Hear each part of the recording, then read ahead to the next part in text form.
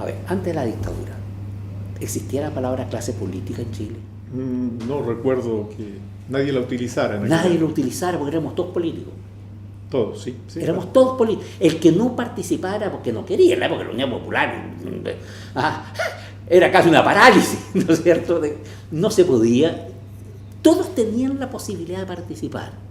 Y eso es lo que hay que como en la Atenas de Pericles, hace 25 siglos. Sí, exactamente. Todo ciudadano tiene el derecho de ir a discutir y a debatir sobre los temas que le conciernen a la ciudadanía. Exactamente. Aquí se discutía de todo.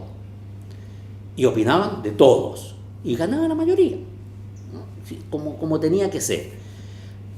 Eso se acabó. Entonces apareció otra palabra que tampoco conocíamos, salvo casos muy excepcionales, la palabra corrupción. La palabra corrupción. Antes, ¿cuántos eran los casos de corrupción que habían? Nada que ver con lo que hay ahora. Era una palabra fea, robar era feo. No era un mal social. Ser tachado de ladrón era una ofensa terrible. Ahora sí, no es para tanto. No.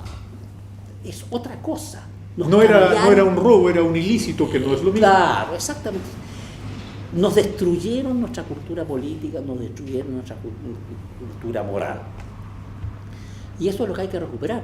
Pero para recuperarlo, no podemos confiar en aquellas personas que han sido los que ahora, no durante la dictadura, ahora se han desinteresado en todo.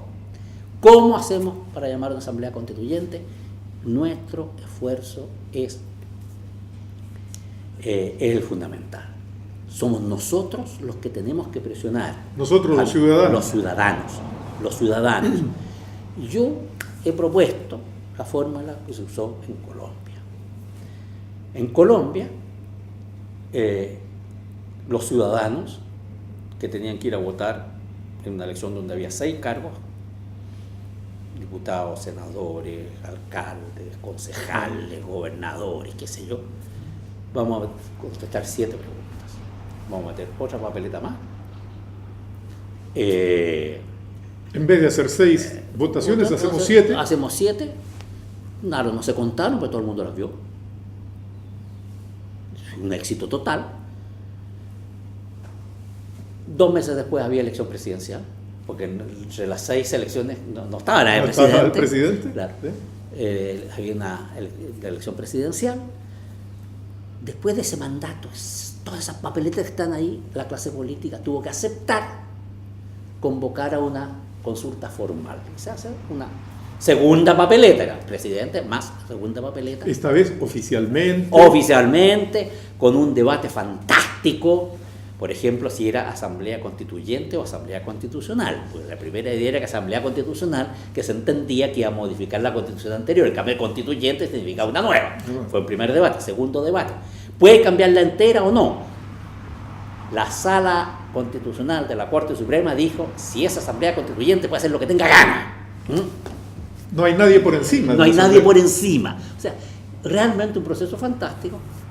Se hacen las elecciones, gana Gaviria con 2.500.000 votos, el segundo saca 1.300.000, el otro qué sé yo, 5.100.000 votos, los 3 primeros candidatos, 5.200.000 segundas papeletas por la Constitución, el 96% por el sí. Entonces, por la Constitución. ¿Se puede no hacer una asamblea constituyente? Hay que hacerla, no tienen que hacerla. ¿Cómo se llama ese país? Porque quisiera Colombia. Colombia. Estamos hablando de Colombia. De Colombia. No estamos hablando de Ecuador, ni de Venezuela, nada, ni de Bolivia. Estamos hablando de Colombia. De la Colombia de Gaviria.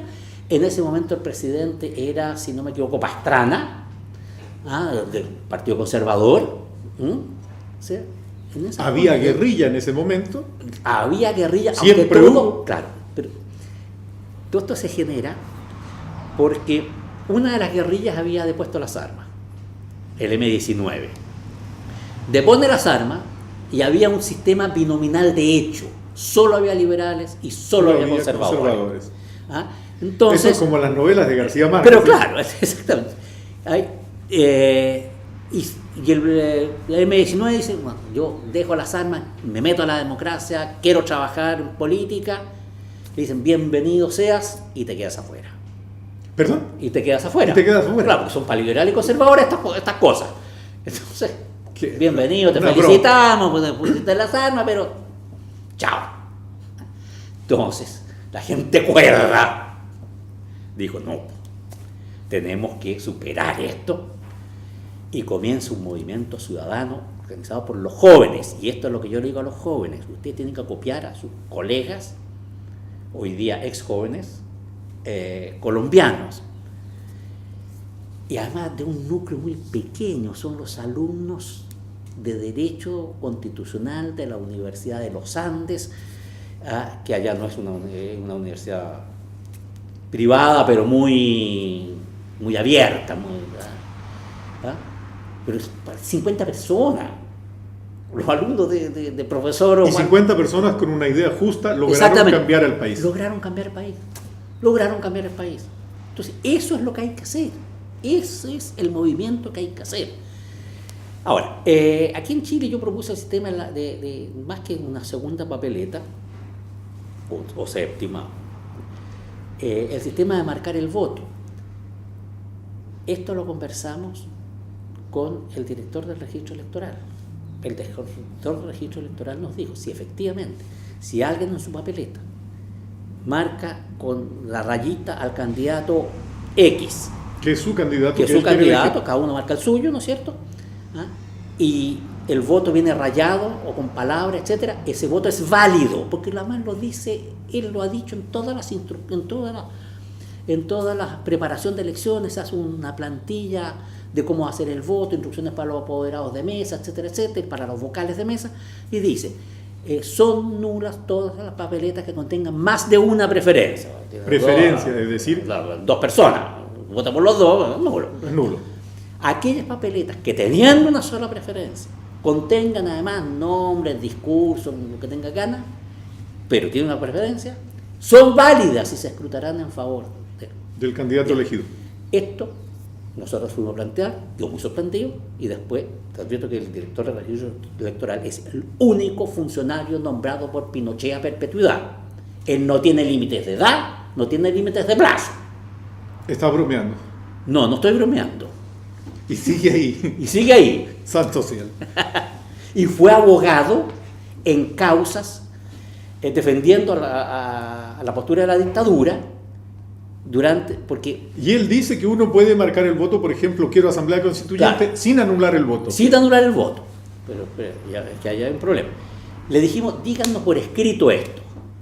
Y dijo, nos contestó en la carta de los siguientes términos. Nosotros le dijimos, queremos que usted nos diga que tal día, porque teníamos apuntada la fecha, tal día usted nos dijo que este voto así era.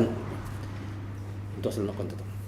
Efectivamente les digo que en la fecha que ustedes dicen, efectivamente les dije lo que ustedes dicen que les dije. Cantinflas no lo hubiese hecho mejor. Claro, exactamente. No, en otras palabras, es verdad que ustedes dicen que yo dije lo que yo dije, pero que ustedes dicen. Claro, exactamente. Bueno, es fantástico.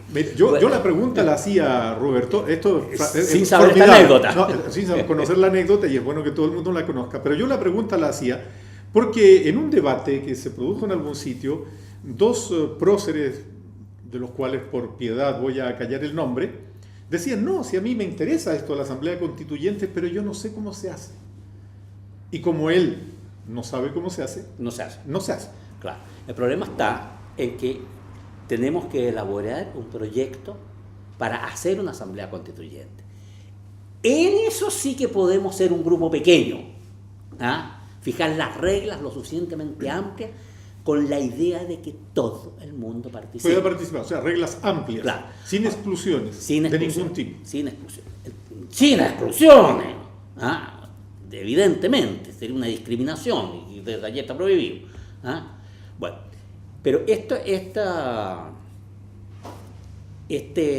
idea ha tenido un efecto, y yo creo que puede haber sido sugerencias del propio director del registro del servicio electoral, porque en la nueva ley sobre inscripción automática y voto voluntario, en primer lugar yo quiero decir que yo soy partidario de la inscripción automática y el voto obligatorio,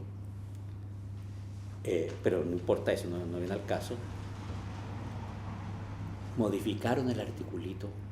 Lo modificaron. ¡Claro! Taparon el hueco. Taparon el hueco. De todas maneras, hay un espacio todavía en que podemos seguir trabajando. Hay un espacio. Pero se preocuparon de tapar el hueco. ¿Ah? Qué bien. Entonces, pero no por eso nos vamos a quedar callados, si tenemos que hacerlo igual.